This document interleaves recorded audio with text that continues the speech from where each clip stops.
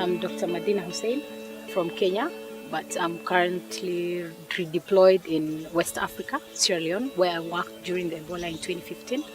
What I do there is health system restoration, teaching them on emergency medicine, infection prevention control. I volunteered through the African Union via the Ministry of Health, Kenya. When we arrived in Freetown, Sierra Leone, we stayed like for 2 weeks waiting to be trained at home, sleep, eat, wake up, do nothing. Then 2 weeks later is when we were like taken for training.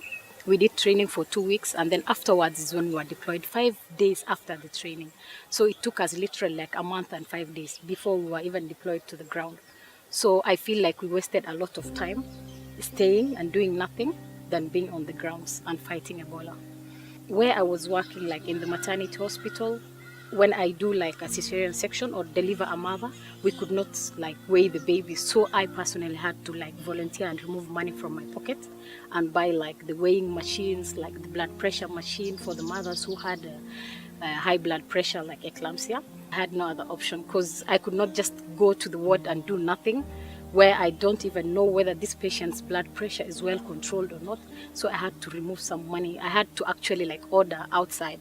So I had to talk to some relatives in the UK to send some equipment for me, and then I sent them the money via the MoneyGram. So it was delivered on time. The people, the locals themselves are resistant to change.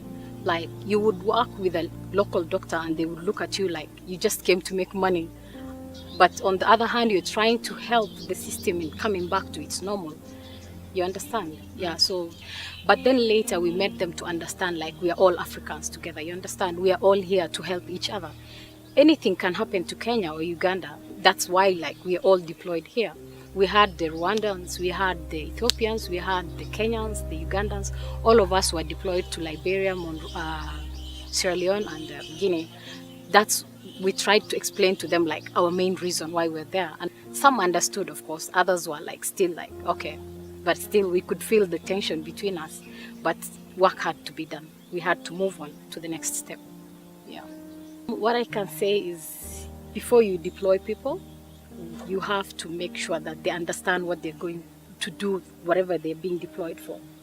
When they say rapid deployment, you must have a team that's well trained, that's ready to take off. We were not that team. But right now, in case of anything, we are ready. We can like wake up and just pack our bags and leave. But before we were not ready. So preparedness is number one thing. Being organized is another thing. Communication is the key. Yes.